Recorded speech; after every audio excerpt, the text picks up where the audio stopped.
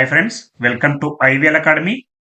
ఇప్పటి వరకు మనం సబ్జెక్ట్, వెర్బ్, ఆబ్జెక్ట్, మాడిఫైయర్స్ గురించి మాట్లాడడం. కానీ ఒక పెద్ద కన్ఫ్యూజన్ అయితే ఉంది. వెర్బ్ తర్వాత వచ్చే పదాలను కాంప్లిమెంటా లేదా అటాచ్మెంటా అనే వాటిని ఐడెంటిఫై చేయడంలో చాలా మంది ఫెయిల్ అవుతూ ఉంటారు. అది అర్థం కాకనే ఇంగ్లీష్ అంటే కష్టమని వదిలేస్తూ ఉంటారు. నేను ఈ spoken English through Hindu news paper nano level ఎందుకు మొదలు పెట్టానంటే ఇలాంటి ట్రిక్కీ థింగ్స్, ట్విస్టీ థింగ్స్ అన్ని క్లియర్ చేయడానికి మాత్రమే. మనం థియరీ ఎంత చెప్పుకున్నా కూడా అది ప్రాక్టికల్గా ఎక్స్ప్లెయిన్ చేయకపోతే మనకు ఆ లైఫ్ లాంగ్ ఆ డౌట్స్ మనల్ని వెంటాడుతూనే ఉంటాయి. అలాంటి వాటికి మనం అసలు ఛాన్సే ఇవ్వద్దు. ఈరోజు వెర్బ్ తర్వాత వచ్చేది కాంప్లిమెంటా లేదా అటాచ్మెంటా? చూడండి, మీకు ఒక ఇంట్రెస్టింగ్ ఎగ్జాంపుల్ ఇచ్చి మనం ఈ వీడియోని అయితే మొదలు పెడదాం. అది ఎంత ఇంట్రెస్టింగ్ అంటే ఒక్కొక్కసారి అది కాంప్లిమెంట్‌గా యాక్ట్ చేస్తుంది. ఒక్కొక్కసారి అటాచ్‌మెంట్‌గా కూడా యాక్ట్ చేస్తుంది. అదేంటో తెలుసుకుందాం. ఇక్కడ ఒక ఉదాహరణ ఇచ్చాను. They return to Delhi. మీరిక్కడ ఐడెంటిఫై చేయాలి. ఏది సబ్జెక్టు, ఏది వర్బ్, ఏది ఆబ్జెక్టు లేదా కాంప్లిమెంట్. గత క్లాసులు విన్నారు కాబట్టి మీకు ఒక క్లారిటీ రావాలి. ఇక్కడ దే అనేది చాలా మందికి తెలుసు. అది సబ్జెక్ట్. ఇది క్లియర్. ఇక్కడ రిటర్న్ అనేది ఇది కూడా వెర్బ్ అనే చెప్పాలి. ఇది V2లో ఉంది. తిరిగి వచ్చారు. ఇది యాక్షన్ వర్బా, స్టేట్ వర్బా ముందు తెలుసుకోవాలని చెప్పుకున్నాం. ఇక్కడ రిటర్న్ అనేది యాక్షన్ వర్బ్. అన్ని యాక్షన్ వర్బ్‌లకు ఆబ్జెక్ట్ తప్పనిసరి కాదు. ఇది యాక్షన్ వర్బే. ఇది మూవ్‌మెంట్ గురించి తెలుపుతుంది కాబట్టి దీనికి ఆబ్జెక్ట్ అవసరం లేదు. మరి ఇక్కడ ఉన్న టు ఢిల్లీ అనేది ఏంటి? ఇది ఆబ్జెక్ట్ అవుతుందా? కాంప్లిమెంట్ అవుతుందా? అటాచ్‌మెంట్ అవుతుందా? చాలా అంటే చాలా మంది కన్‌ఫ్యూజ్ అవుతుంటారు. నేను చెప్పే ప్రతి ముఖ్యమైన పాయింట్స్‌ని నోట్ చేసుకుంటూ ఉండండి. They return to Delhi. ఇక్కడ టు ఢిల్లీ అనే దాన్ని అటాచ్‌మెంట్‌గా చెప్పొచ్చు. అలాగే కాంప్లిమెంట్‌గా కూడా చెప్పొచ్చు. చాలా మంది కన్‌ఫ్యూజ్ అవుతుంటారు. ఇలా ఎలా చెప్తామని. దీనికి నేను ఒక వివరణ ఇస్తాను. దే రిటర్న్ అంటే వారు తిరిగి వచ్చారు. ఇక్కడ వాక్యం పూర్తయింది అని మీకు కనుక అనిపిస్తే మీనింగ్ పరంగా ఆ టు ఢిల్లీ అనే దానిని అటాచ్‌మెంట్‌గా రాయాలి. ఎప్పుడైనా కాంప్లిమెంట్ అనేది వెర్బ్ తర్వాత వాక్యం పూర్తి చేయడానికి మాత్రమే వస్తుంది. వాక్యం పూర్తి చేయడానికే ఈ కాంప్లిమెంట్ అనేది ఉంటుంది. అటాచ్‌మెంట్ అనేది అదనపు సమాచారం ఇవ్వడానికి. ఇది మీరు ఫిక్స్డ్ రూల్‌గా గుర్తుపెట్టుకోవాలి. సందర్భాన్ని బట్టి కొన్ని మినహాయింపులు ఉండొచ్చు. మినహాయింపులు వచ్చినప్పుడు మనం దాని గురించి డిస్కస్ చేద్దాం. దే రిటర్న్డ్ వాక్యం పూర్తయిపోయింది అనుకుంటే అప్పుడు టు ఢిల్లీని అటాచ్‌మెంట్‌గా రాయాలి. వాక్యం పూర్తవ్వలేదు అని అనిపిస్తే అప్పుడు కాంప్లిమెంట్‌గా రాయాలి. గ్రామర్ పరంగా టు ఢిల్లీ అనేది అటాచ్‌మెంట్. కానీ ఇక్కడ మీనింగ్ పరంగా కాంప్లిమెంట్. పూర్తి అర్థం రాలేదు అని అనిపిస్తే మీకు అప్పుడు కాంప్లిమెంట్ అవుతుంది. ఉదాహరణకు దే రిటర్న్డ్ వారు తిరిగి వచ్చారు. ఎక్కడికి తిరిగి వచ్చారు అనేది మీకు క్లారిటీ, స్పష్టత కావాల్సి వస్తే అప్పుడు టు ఢిల్లీ అనే దాన్ని కాంప్లిమెంట్‌గా రాయాలి. మీకు అటాచ్‌మెంట్, కాంప్లిమెంట్ గురించి కొంత బేసిక్ ఇన్ఫర్మేషన్ అయితే నేను మునుపటి పార్ట్‌లో ఇచ్చాను. అవి చూసిన తర్వాత ఇది చూస్తే మీకు ఇంకా క్లారిటీ వస్తుంది.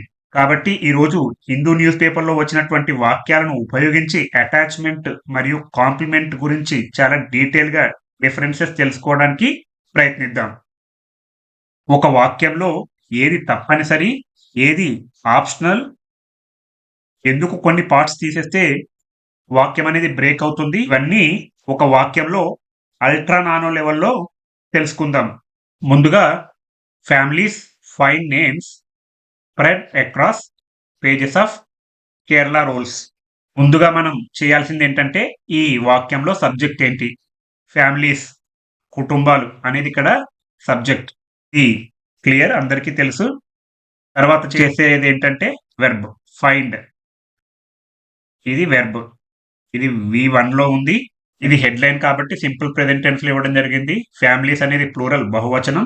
ఫైండ్ అనేది V1. నేను ఇక్కడ గ్రామర్ ఎక్స్‌ప్లెయిన్ చేయడం లేదు. కేవలం ఐడియా కోసం మాత్రం చెప్తున్నాను.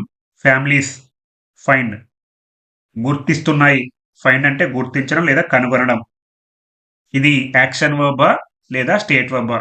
ఇక్కడ వెర్బ్ అనేది దేన్ని హిట్ చేస్తుంది? ఆబ్జెక్ట్ ని హిట్ చేస్తుంది. దేన్ని గుర్తిస్తుంది? నేమ్స్, పేర్లను గుర్తిస్తుంది. ఇక్కడ వెరీ క్లియర్.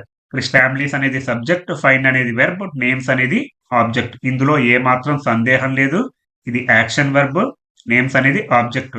ఆబ్జెక్ట్ ఉన్నప్పుడు కాంప్లిమెంట్ ఉండదు. కాంప్లిమెంట్ అనేది కేవలం ఆబ్జెక్ట్ లేనప్పుడు వాక్యాన్ని పూర్తి చేయడానికి మాత్రమే వస్తుంది. మీరు ఒక నోట్‌బుక్‌లో రాసుకునే ఉంటారు. ఇది వరకు మన ఆర్డర్ ఏంటంటే subject, verb, object or complement, attachments. నేను ప్రతి పార్ట్‌లో ఏదో ఒక రూపంలో గుర్తు చేస్తున్నాను. సబ్జెక్ట్, వెర్బ్, ఆబ్జెక్ట్ లేదా కాంప్లిమెంట్, అటాచ్‌మెంట్. ఇది ఫిక్స్‌డ్. ఒక వాక్యానికి కంపల్సరీ. ఇది ఎప్పుడు కూడా మీ పాకెట్‌లో హ్యాండీగా ఉండాలి. ఎప్పుడంటే అప్పుడు చెప్పడానికి రెడీగా ఉండాలి. ఇంగ్లీష్‌ని మనం ఫీల్ అయితేనే మనం మాట్లాడగలం. ఏదో ఒక ఉద్యోగం కోసం లేదా ఒక స్టేజ్ మీద కొంచెం సేపు మాట్లాడడం కోసం ఇంగ్లీష్ నేర్చుకుంటే అది అంత వర్కౌట్ కాదు. చాలా ప్యాషన్‌తో నేర్చుకుంటే తప్పకుండా మీరు చాలా మంచి ఇంగ్లీష్ నేర్చుకుంటారు. ఫ్యామిలీస్ ఫైండ్ నేమ్స్ అంటే కుటుంబాలు పేర్లు గుర్తిస్తున్నాయి. ఇక్కడితోనే సెంటెన్స్ గ్రామర్ వైస్ మొత్తం కంప్లీట్ అయింది. ఫ్యామిలీస్ ఫైండ్ నేమ్స్ అనేది పూర్తిగా కంప్లీట్ అయింది. నెక్స్ట్ పార్ట్ ఏంటంటే spread across page of Kerala rolls. ఇది లేకపోయినా ఈ ఫ్యామిలీస్ ఫైండ్ నేమ్స్ అనే వాక్యం ఇండిపెండెంట్ గా నిలబడుతుంది. ఇది ముఖ్యమైన భాగం కాదు. కోర్ ఇన్ఫర్మేషన్ కాదు. ఇది ఎక్స్ట్రా ఇన్ఫర్మేషన్, అదనపు సమాచారం. ఈ మెయిన్ వాక్యానికి అదనపు సమాచారం ఇస్తే వాక్యాన్ని డెకరేట్ చేస్తుంది. వాక్యాన్ని మరింత అందంగా చేసేదే అటాచ్మెంట్. నేను చెప్పే ప్రతి వాక్యానికి కనెక్ట్ అవుతున్నారని నేను బలంగా నమ్ముతూ మీకు ఎక్స్‌ప్లెయిన్ చేస్తున్నాను. మీరు ఎలా అర్థం చేసుకుంటారో అనే ఉద్దేశాన్ని ముందే ఒక స్క్రిప్ట్ రాసుకొని మీకైతే ఎక్స్‌ప్లెయిన్ చేయడం జరుగుతుంది. చాలామంది ఫ్యామిలీస్ ఫైండ్ నేమ్స్ అనేది చదవగానే అర్థం చేసుకుంటారు. కానీ spread across page of Kerala rolls ఈ మొత్తం వాక్యం చదివేసరికి కొంతమంది కన్‌ఫ్యూజ్ అవుతుంటారు. ఏం కన్‌ఫ్యూజ్ అవసరం లేదు. ఇది కేవలం అటాచ్‌మెంట్ మాత్రమే వాక్యంలో. వాక్యాన్ని డెకరేట్ చేస్తుంది. ఇది మెయిన్ మీనింగ్ కాదు. ఇక్కడ స్ప్రెడ్ అనేది వెర్బ్‌లా యాక్ట్ చేస్తుంది. ఇది వెర్బా? కాదు. ఇది టెన్సా? కాదు. ఇది కొత్త యాక్షన్ వర్బ్ కూడా కాదు. ఇది పాస్ట్ పార్టిసిపుల్ V3 నోట్ చేసుకోవాల్సిన పాయింట్. ఇది నేమ్స్‌ని డిస్క్రైబ్ చేస్తుంది. ఇక్కడ విచ్ అనే రిలేటివ్ ప్రొనౌన్ కూడా రావచ్చు దీని మధ్యలో. Which are spread.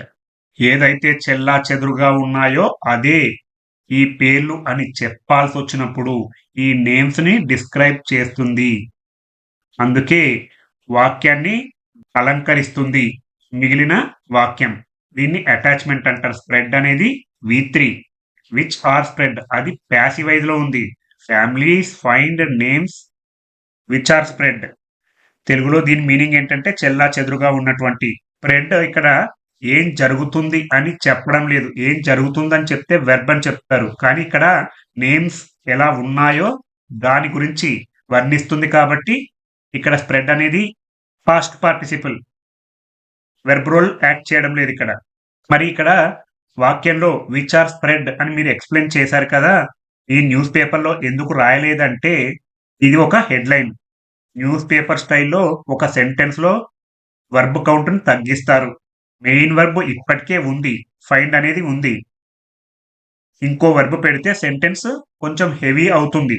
అందుకే families finds name that are spread లేదా which are spread across pages. దీన్ని కంప్రెస్ చేస్తే family finds names spread across pages. Newspaper compress relative clauses. ఇది relative clause. Which are spread across pages of Kerala rolls అనేది relative clause. ఇక్కడ object తర్వాత వచ్చిందంతా కూడా కేవలం అటాచ్‌మెంటే. First rule. సెకండ్ ఏంటంటే ఈ రిలేటివ్ క్లాజ్ అని చెప్పుకున్నది కూడా అటాచ్‌మెంట్‌లో భాగమే. అలాగే మోడిఫైయర్ కూడా అటాచ్‌మెంట్‌లో భాగమే. ఇక్కడ స్ప్రెడ్ అనేది నేమ్స్ ఆబ్జెక్ట్ గురించి చెప్తుంది కాబట్టి ఆబ్జెక్ట్ మోడిఫైయర్ అంటాం.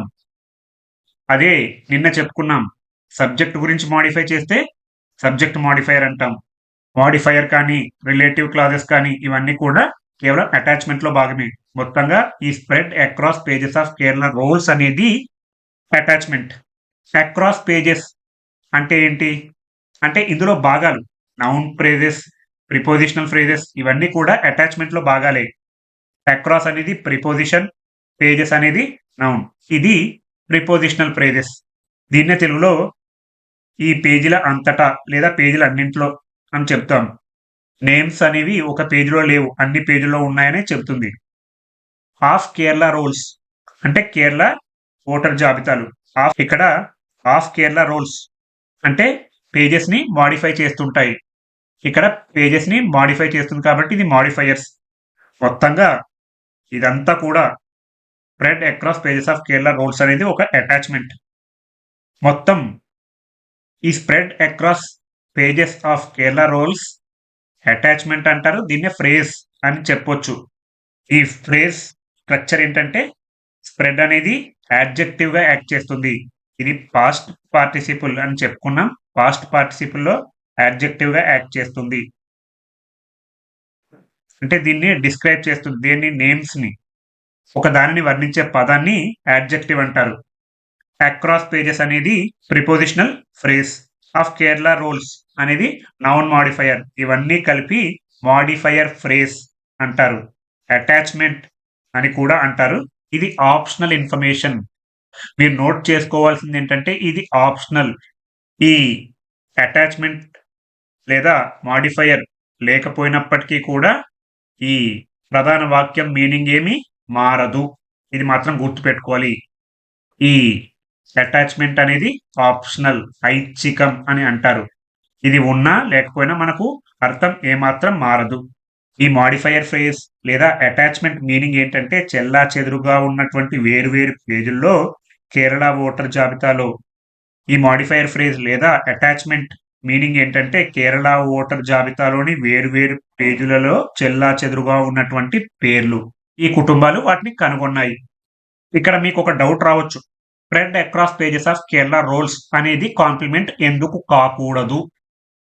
కాంప్లిమెంట్ కూడా కావచ్చు కదా! వెర్బ్ తర్వాత వచ్చేది ఎందుకు అటాచ్‌మెంట్ అని చెప్తున్నారు అని కొంతమందికి డౌట్ ఉన్నా కూడా దాన్ని సింపుల్‌గా చెప్తాను. మనం వెర్బ్ తర్వాత ఒక మీనింగ్ అసంపూర్ణంగా ఉంటే అప్పుడు కాంప్లిమెంట్‌ని యాడ్ చేయాలి. ఇక్కడ ఫ్యామిలీస్ ఫైండ్ వెర్బ్ తర్వాత ఆబ్జెక్ట్ క్లియర్‌గా ఉంది కాబట్టి మనకు కాంప్లిమెంట్ అవసరం లేదు. సబ్జెక్ట్ వచ్చింది, వెర్బ్ వచ్చింది, ఆబ్జెక్ట్ వచ్చింది.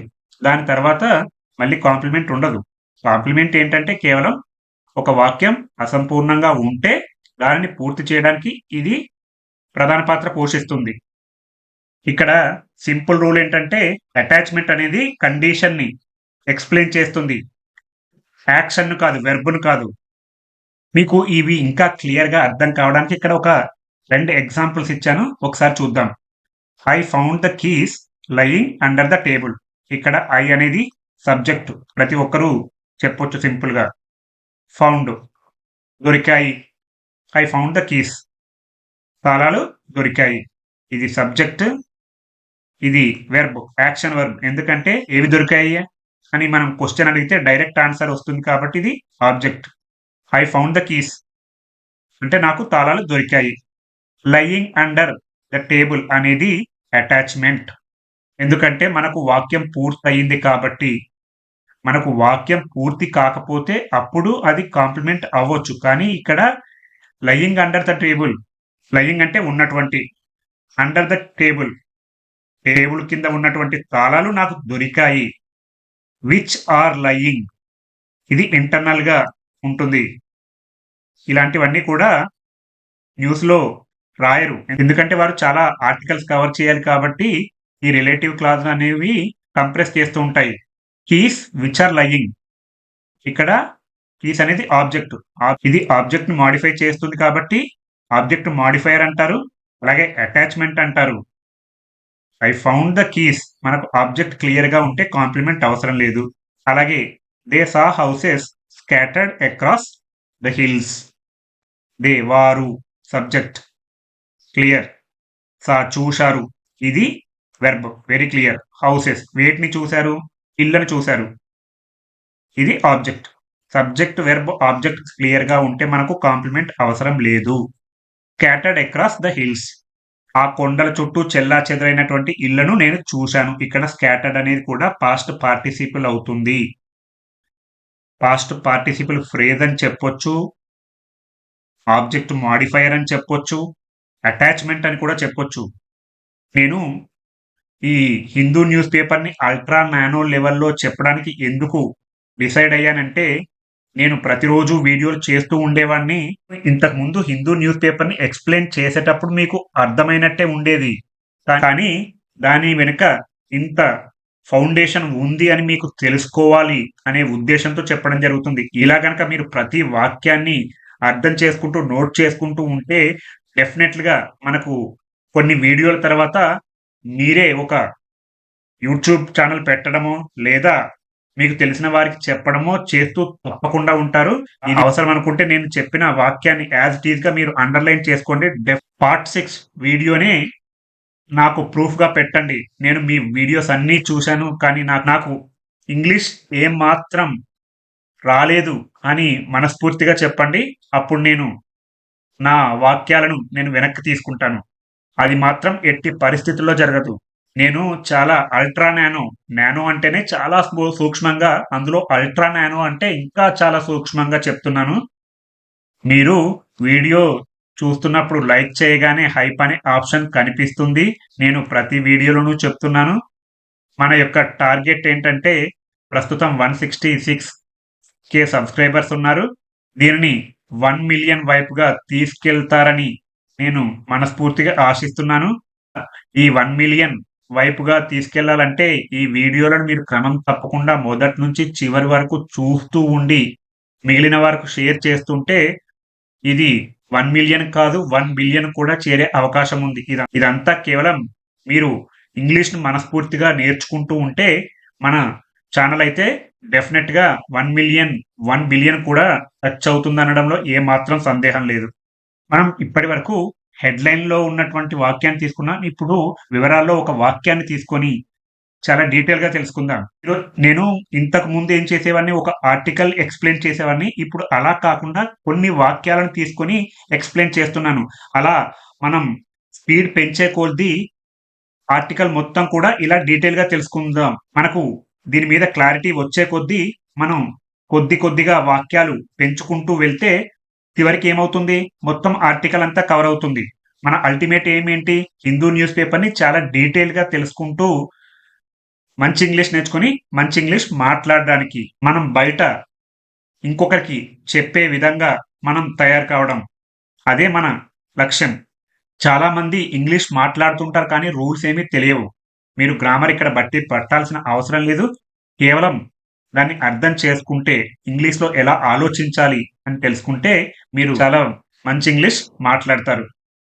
ముందుగా after the draft electoral rolls under the special intensive revision was published in Kerala on December 23rd. Many families have found it hard to track down their own kin. ముందుగా వాక్యంలో మనం ఏది తెలుసుకోవాలి, subject ఎక్కడుందో తెలుసుకోవాలి. ఇక్కడ after the draft electoral rolls under the special intensive revision was published in Kerala on December 23. ఇదంతా కూడా అటాచ్మెంట్. మేము ఇక్కడ సబ్జెక్ట్ ఎలా ఐడెంటిఫై చేయాలి అని అనుకునేవారు. Many families have found it. చాలా కుటుంబాలు అనేది ఇక్కడ సబ్జెక్ట్. ఇదంతా కూడా అటాచ్మెంట్. చిన్న ఇంట్రెస్టింగ్ విషయం ఏంటంటే, after the draft electoral rolls under the special intensive revision was published in Kerala on December 23 అనేది మీరు తీసి పక్కన పెట్టినా కూడా many families have found it hard to track down their own kin అని రాస్తే మనకు వాక్యం పూర్తిగా ఉంటుంది. మనకు ఎప్పుడు వాక్యం పూర్తిగా ఉంటుంది, సబ్జెక్టు ఉన్నప్పుడు, వెర్బ్ ఉన్నప్పుడు, ఆబ్జెక్ట్ ఉన్నప్పుడు, లేదా కాంప్లిమెంట్ ఉన్నప్పుడు వాక్యం పూర్తవుతుంది. ఇది లేకపోయినా పర్లేదు. నేను ప్రతిసారి రిపీట్ చేస్తున్నాను. ఇంతకుముందు కూడా చెప్పాను. అటాచ్మెంట్స్ అనేవి వాక్యాన్ని డెకరేట్ చేస్తూ ఉంటాయి అంతే. ఆ వాక్యానికి, ప్రధాన వాక్యానికి అదనపు సమాచారాన్ని అందిస్తూ ఉంటాయి. మాడిఫైడ్ రూపంలో కానీ, ప్రిపోజిషనల్ ఫ్రేజ్ రూపంలో కానీ, నౌన్ ఫ్రేజ్ రూపంలో కానీ, రిలేటివ్ క్లాజ్ రూపంలో కానీ ఎలా వచ్చినా కూడా ప్రధాన వాక్యాన్ని ముందుగా ఐడెంటిఫై చేయాలి. ఇది లేకపోయినా సెంటెన్స్ నిలబడుతుంది. ఇది వెన్, ఆఫ్టర్ అలాంటి వాటి గురించి చెప్తుంది. ఒకసారి వెన్ తో మొదలవుతుంది, ఒకసారి ఆఫ్టర్ తో మొదలవుతుంది. కాబట్టి ఇది అటాచ్మెంట్. దీన్నే టైం కాంటెక్స్ట్ అని చెప్పొచ్చు. మెనీ ఫ్యామిలీస్ అనేది ఇక్కడ సబ్జెక్ట్. మెనీ ఫ్యామిలీస్ అంటే చాలా కుటుంబాలు. ఇక్కడ వెర్బ్, మెయిన్ వెర్బ్ ఏంటంటే హ్యావ్ ఫౌండ్. జనరల్ గా మనం ఫౌండ్ అనేది వెర్బ్ అని చెప్తుంటాం.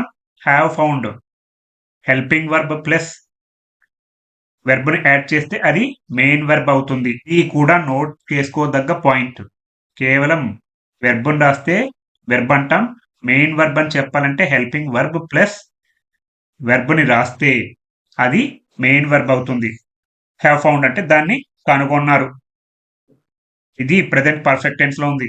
టెన్సెస్ గురించి తర్వాత చెప్పుకుందాం. టెన్సెస్ ఎవరైనా కూడా నేర్చుకోవచ్చు. అది పెద్ద కష్టం కాదు. కొంచెం దాని మీద కాన్సన్ట్రేషన్ చేస్తే ఈజీగా అర్థం చేసుకుంటారు. కానీ టెన్సెస్ వచ్చిన వారు కూడా వీటి గురించి కన్ఫ్యూజ్ అవుతూనే ఉంటారు. చాలా మందికి ఇవి ఏమి కూడా అర్థం కావు. చాలా మందికి ఇంగ్లీష్ తెలిసిన వారికి కూడా ఇవన్నీ ఇంత డీటెయిల్ గా అర్థం కాదు. ఇక్కడ ఫౌండ్ యాక్షన్ వర్బా కాదా? యాక్షన్ వర్బ్ దేన్ని హిట్ చేయాలి? ఆబ్జెక్ట్ ను హిట్ చేయాలి. దేన్ని కనుగొన్నారు? యాక్షన్ వర్బ్ అనేది ఫిజికల్ లేదా మెంటల్ యాక్షన్ కూడా అవ్వచ్చు. మానసిక చర్య కూడా అవ్వచ్చు. ఇక్కడ ఇట్ అనే దాన్ని టచ్ చేసింది. ఫౌండ్ ఇట్ దానిని కనుగొన్నారు. Many families have found it. చాలా మంది దాన్ని కనుగొన్నారు. ఇక్కడ ఇట్ అంటే అది. ఇక్కడ ఇట్ గురించి కూడా ఒక ఇంట్రెస్టింగ్ ఫ్యాక్ట్ తెలుసుకుందాం. ఇక్కడ ఇట్ అనేది ఒక డమ్మీ ఆబ్జెక్ట్. ఇలాంటి పదాలు చాలా మంది మీకు ఎక్స్ప్లెయిన్ చేయరు. ఎలాంటి యూట్యూబ్ వీడియోస్ చూసినా కూడా ఇలాంటివి మీకు ఎక్స్ప్లెయిన్ చేయకపోవచ్చు. చేయరని నేను చెప్పను, కానీ చేయకపోవచ్చు. ఇది డమ్మీ ఆబ్జెక్ట్. దీనికి రియల్ మీనింగ్ అనేది లేదు. హ్యావ్ ఫౌండ్ ఇట్ దాన్ని కనుగొన్నారు. ఇది ప్లేస్ హోల్డర్ అంటే ఆ ప్లేస్ ని అలా నిలుపుతుంది, ఆ స్థానాన్ని నిలుపుతుంది. మరి ఎందుకు వాడారు? ఇంగ్లీష్ లో ఫైండ్ వచ్చిన లేదా మేక్ వచ్చిన లేదా కన్సిడర్ వచ్చిన, ఫైండ్, మేక్, కన్సిడర్ ఇలాంటి పదాల పక్కన డమ్మీ ఆబ్జెక్ట్ ఉంటుంది. Find it, make it, consider it. దీనికి రియల్ మీనింగ్ ఉండదు. అసలు విషయాన్ని డైరెక్ట్ ఆబ్జెక్ట్ గా తీసుకోలేవు. అందుకే ఇట్ ని పెట్టి తర్వాత అసలు మీనింగ్ చెప్తారు. దీని యొక్క గ్రామర్ నేమ్ ఏంటంటే డమ్మీ ఆబ్జెక్ట్ అంటారు లేదా యాంటిసిపేటరీ ఆబ్జెక్ట్ అంటారు. ఇలాంటి పదాలు నోట్ చేసుకోవచ్చు. యాంటిసిపేటరీ మీరు నోట్ చేసుకుంటారని ఇక్కడ నేను స్పెల్లింగ్ రాస్తున్నాను.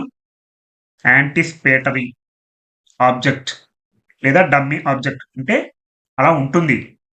అది ఆబ్జెక్ట్ రోల్ పోషిస్తుంది కానీ అది డమ్మీ. డమ్మీ అంటే మీ అందరికీ తెలుసు అనుకుంటా. కేవలం నామమాత్రంగా ఉండేదానిని, ప్రధాన పాత్ర పోషించకుండా. రియల్ మీనింగ్ ఎక్కడుంది మరి అని అడగొచ్చు. ఇదే వెర్బ్ ఫైండ్ కి కావాల్సిన సమాచారం. ఆబ్జెక్ట్ వచ్చాక మళ్ళీ కాంప్లిమెంట్ ఎందుకు అని అడగొచ్చు. ఇట్ అనేది రియల్ ఆబ్జెక్ట్ కాదు కాబట్టి అసలు మీనింగ్ వచ్చేదే complement. Hard to track down their own kin. Many families have found it. చాలా మంది దానిని కనుగొన్నారు. ఇది ఇన్కంప్లీట్ గా ఉంది. కంప్లీట్ కావాలంటే ఏం చెప్పుకున్నాం? కాంప్లిమెంట్ రాయాల్సి ఉంది, కాంప్లిమెంట్ తెలుసుకోవాల్సి ఉంది. కాంప్లిమెంట్ ఎప్పుడు వస్తుందంటే వాక్యం అసంపూర్ణంగా ఉన్నప్పుడు వాక్యాన్ని పూర్తి చేయడానికి. సాధారణంగా డైరెక్ట్ ఆబ్జెక్ట్ ఉంటే వాక్యం పూర్తి అయిపోతుంది. కానీ ఇక్కడ డమ్మీ ఆబ్జెక్ట్ ఇట్ ఉంది కాబట్టి దానిని పూర్తి చేయడానికి ఇక్కడ కాంప్లిమెంట్ రావాల్సి ఉంది. Many families have found it hard. Verb meaning complete చేయాలంటే కాంప్లిమెంట్ తప్పకుండా ఉండాలి. ఇది గోల్డెన్ రూల్. ఏమైనా డౌట్ ఉంటే, మీకు అటాచ్మెంటా లేదా కాంప్లిమెంటా అని డౌట్ ఉంటే ఆ వాక్యాన్ని తీసి మెయిన్ వాక్యాన్ని చదవండి. అది మీనింగ్ పూర్తి అనిపిస్తే చేసిన ఫ్రేజ్ అటాచ్మెంట్ అవుతుంది. ఒకవేళ అది అసంపూర్ణంగా ఉంటే దాన్ని యాడ్ చేస్తే అది కాంప్లిమెంట్ అవుతుంది. నేను చెప్పేది మీకు అర్థమవుతుందని అనుకుంటున్నాను. ఏ చిన్న సందేహం వచ్చినా యాజ్ ఇట్ ఈజ్ గా ఒక వాక్యాన్ని తీసుకొని కామెంట్ లో యాడ్ చేయండి. దానికి మీకు ఏమేమి అవసరం ఉంటుందో అడగండి. నేను డెఫినిట్‌గా చాలా క్లియర్‌గా ఎక్స్‌ప్లెయిన్ చేస్తాను. Many families have found it. అంటే ఇక్కడ చాలామంది కనుగొన్నారు. దేన్ని కనుగొన్నారు? మనకు ఇక్కడ క్లారిటీ లేదు. కాబట్టి ఇక్కడ కాంప్లిమెంట్ తీసేస్తే సెంటెన్స్ కొలాప్స్ అవుతుంది. ఫౌండ్ అనే వెర్బ్ ఇన్‌కంప్లీట్‌గా ఉంటుంది. ఇక్కడ ఇట్ అనేది డమ్మీ కాబట్టి. అందుకే hard to crack down their own kin అనేది కాంప్లిమెంట్. మీకు ఒకసారి అర్థం కాకపోతే పాజ్ చేయండి. మళ్ళీ వెనక్కి వెళ్లి మళ్ళీ వినండి. మీకు డెఫినిట్‌గా క్లారిటీ వస్తుందని నేను బలంగా నమ్ముతున్నాను. Hard to track down their own kin అనేది కాంప్లిమెంట్. ఎందుకంటే తమ సొంత వారిని వెతికి పట్టుకోవడం కష్టమని చాలా కుటుంబాలు తెలుసుకున్నాయి. Many families have found it. తెలుసుకున్నారు. ఇక్కడ ఫౌండ్ అంటే తెలుసుకోవడం. ఇట్ హార్డ్ చాలా కష్టమని. To track down their own kin. Own kin అంటే తమ సొంత వారు. తమ సొంత వారిని వెతికి పట్టుకోవడం కష్టమని చాలా కుటుంబాలు తెలుసుకున్నాయి. అప్పుడు మాత్రమే పూర్తవుతుంది కాబట్టి ఈ hard to track down their own kin అనేది ఇక్కడ కాంప్లిమెంట్‌గా యాక్ట్ చేస్తుంది. మన రూల్ ఏంటంటే సబ్జెక్ట్, వర్బ్, ఆబ్జెక్ట్ లేదా కాంప్లిమెంట్, అటాచ్‌మెంట్. ఆల్రెడీ ఈ వాక్యంలో ముందే వచ్చేసింది attachment. After the draft electoral rules the special intensive revision was published in Kerala on December 23. ఇవన్నీ డిఫరెంట్ అటాచ్‌మెంట్స్ వాక్యాన్ని అలంకరించడానికి. ఇక్కడ subject many families, have found అనేది వెర్బ్. ఇక్కడ ఇట్ అనేది డమ్మీ ఆబ్జెక్ట్ కాబట్టి కాంప్లిమెంట్ రావాల్సొచ్చింది. మొత్తంగా చాలా కుటుంబాలు తమ సొంత వారిని వెతికి పట్టుకోవడం కష్టమని తెలుసుకున్నారు. వెర్బ్‌కి కాంప్లిమెంట్ తప్పనిసరి. అటాచ్‌మెంట్ వెర్బ్‌కి ఆప్షనల్. వెర్బ్ తర్వాత అటాచ్‌మెంట్ రావచ్చు, రాకపోవచ్చు. కానీ కాంప్లిమెంట్ వాక్యం మాత్రం పూర్తిగా ఉండాలి. ఒక వాక్యంలో కాంప్లిమెంట్ తీసేస్తే, వాక్యంలో ఒక ఫ్రేజ్‌ని తీసేస్తే, ఆ వాక్యం బ్రేక్ అయితే అది కాంప్లిమెంట్. ఒక వాక్యంలో ఫ్రేజ్‌ని తీసేసినా కూడా ఆ వాక్యం మీనింగ్ మారకపోతే ఆ తీసేసింది అటాచ్‌మెంట్. చాలా సింపుల్. మీకు ఏ డౌట్ ఉన్నా కామెంట్ చేయండి. నేను తప్పకుండా రెస్పాండ్ అవుతాను. ఇక్కడ ముఖ్యమైన నోట్ చేసుకోవాల్సిన పాయింట్స్ ఏంటంటే వెర్బ్ ఇక్కడ అర్థాన్ని డిసైడ్ చేస్తుంది. అంటే మీనింగ్‌ని డిసైడ్ చేస్తుంది. ఇక్కడ ఇట్ అనేది డమ్మీ ఆబ్జెక్ట్. రియల్ ఆబ్జెక్ట్ కాదు. నోట్ చేసుకోవాలి. కాంప్లిమెంట్ అనేది రిక్వైర్డ్ అంటే తప్పనిసరి. అటాచ్‌మెంట్ అనేది ఆప్షనల్. అది ఉండొచ్చు, ఉండకపోవచ్చు. One main verb, one core meaning. ఒక వాక్యంలో ఒకటే మెయిన్ వర్బ్ ఉంటుంది. అదే బాస్ వర్బ్ అని చెప్పుకున్నాం. అదే ఫైనైట్ వర్బ్ అని కూడా చెప్పుకున్నాం. వన్ కోర్ మీనింగ్ మాత్రమే ఉంటుంది. ఇప్పటి నుంచి వెర్బ్ తర్వాత వచ్చే ప్రతి ఫేజ్‌ని బ్లైండ్‌గా అటాచ్‌మెంట్ అనకండి. ముందుగా అడగండి. ఇది లేకపోతే వర్బ్ కంప్లీట్ అవుతుందా? అది లేకపోయినా వెర్బ్ కంప్లీట్ అవుతే అది అటాచ్‌మెంట్. అది లేకపోయినా వెర్బ్ కంప్లీట్ అవ్వకపోతే అప్పుడు దాన్ని కాంప్లిమెంట్ అనాలి. ఇలా మీరు ప్రతిరోజు నేను చేస్తున్నటువంటి పార్ట్స్‌ని ఒకదాని తర్వాత ఒకటి మిస్ కాకుండా ప్రతిరోజు కనుక చూస్తూ ఉంటే మీరు డెఫినిట్‌గా మంచి ఇంగ్లీష్ మాట్లాడతారు అనడంలో ఏమాత్రం సందేహం లేదు. మీకు ఈ వీడియో గనక నచ్చినట్లయితే లైక్ చేయండి, షేర్ చేయండి, హైప్ చేయండి, సబ్స్క్రైబ్ చేయండి.